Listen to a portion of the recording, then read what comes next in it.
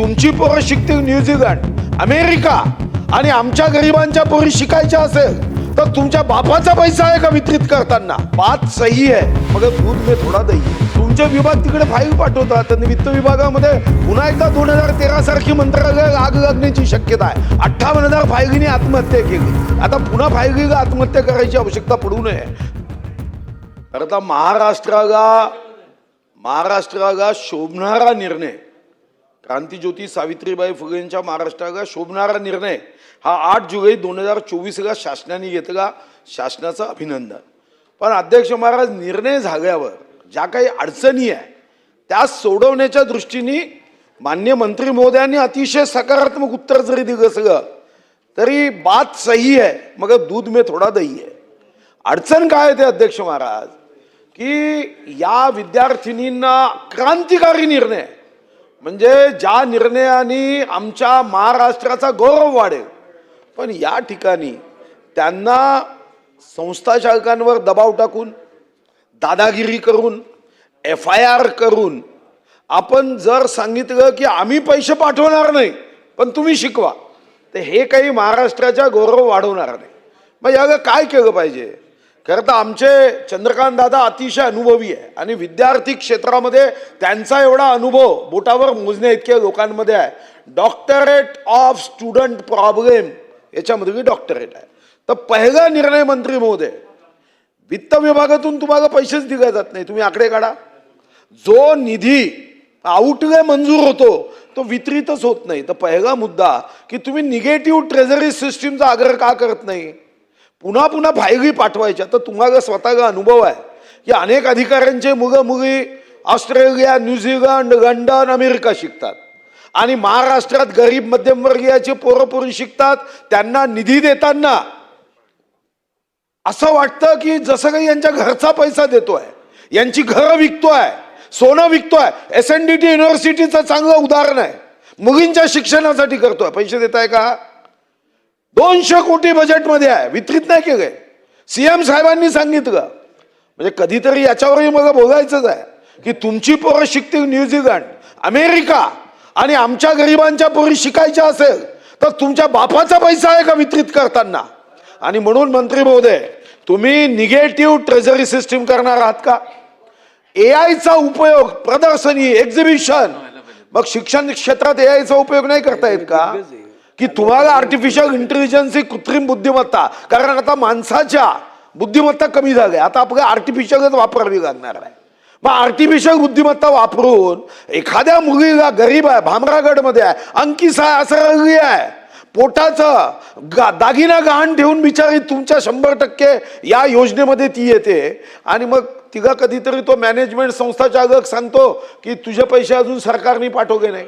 अध्यक्ष महाराज, सरकारचे पैसे एकदम परफेक्ट टाइमला जावे यासाठी आर्टिफिशियल इंटेलिजन्सचा उपयोग करता येणार नाही का? फक्त कॉलेजमध्ये शिकवायचं का? आता आम्ही तर आमचे ज्ञान कमी पडताय, जगातील विद्यापीठ आणतोय.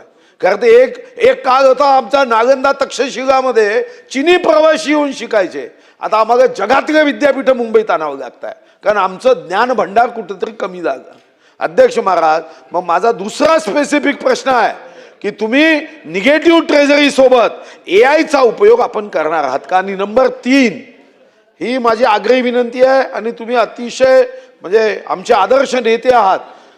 तुम्ही आज एक विधानसभेत आश्वासन देऊन टाका की आउटलेचं वितरण दर अधिवेशनाला, तुमचा आउटले एकदा मंजूर झाला, नियतवे की दर अधिवेशनाला वित्त विभागाने किती पैसे दिले याचा अहवाल पटलावर ठेवत जा. म्हणजे आमच्या लक्षात येईल की मुलीं बेटी बचाव बेटी पढाव हे सन्माननीय युगपुरुष नरेंद्र मोदीजींच्या विरोधात कोण कोण अधिकारी आहे हे आपल्या लक्षात येईल. आणि म्हणून पटलावर माहिती देत जा की योग्य क्षणी हे आम्हाला इतकेच पैसे वित्त विभागाने दिले आणि SNDTचे पैसे वितरित कधी करताय तेवढं सांगा.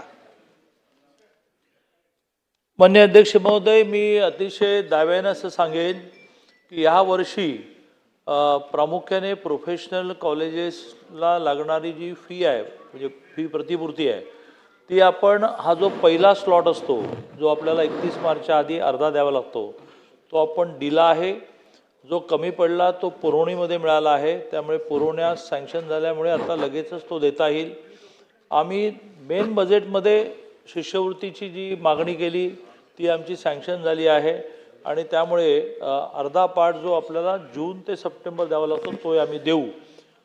थोडासा ओबीसीच्या फी प्रतिपूर्तीच्या बाबतीमध्ये हा प्रश्न जरा जास्त आहे, कारण ती संख्या मोठी आहे, ती अमाऊंट मोठी आहे आणि मग आउटले सँक्शन होतो आणि व्यवहारात तो डिस्ट्रीब्यूट होत नाही.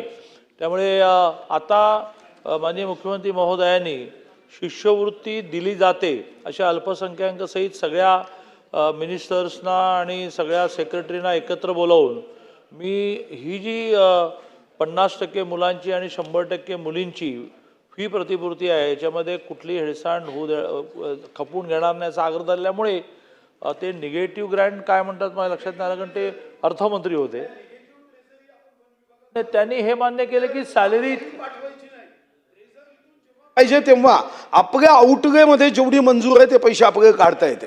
आता सध्या काय होते, तुमचे विभाग तिकडे फाईल पाठवतात आणि वित्त विभागामध्ये पुन्हा एकदा 2013 सारखी मंत्रालय आग लागण्याची शक्यता आहे. 58,000 फायलींनी आत्महत्या केली. आता पुन्हा फायलीला आत्महत्या करायची आवश्यकता पडू नये.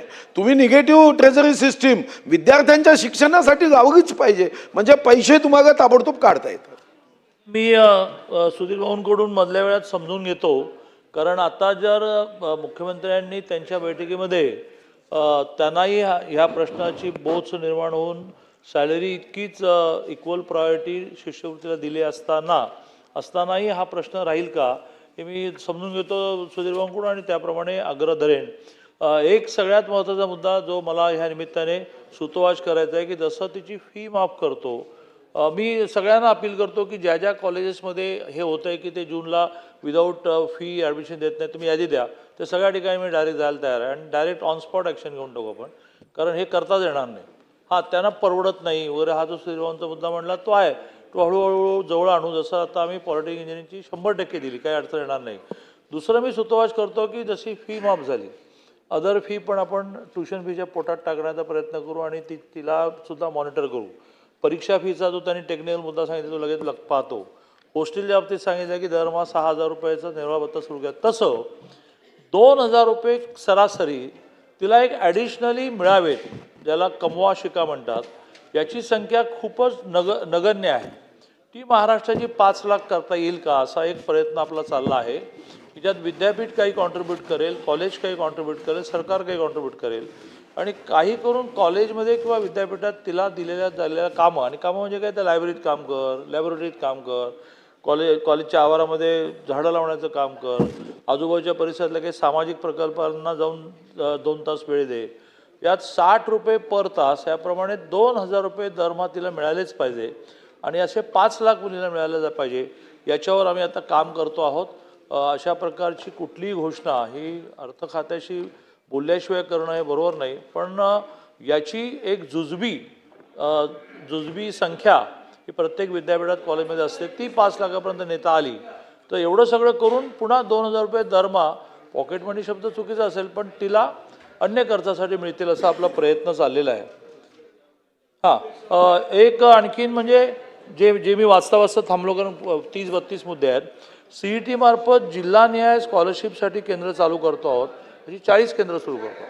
त्या स्कॉलरशिपचा फॉर्म कसा भरावा, कॉलेजने काही अडचण निर्माण केली का, कॉलेजला रिएम्बर्समेंट चुकून भरली गेली असेल तर ती तिच्या डायरेक्ट अकाउंटला आली पाहिजे. यासाठी 40 केंद्र जूनपासून आपण सुरू करतो. प्रश्न क्रमांक 2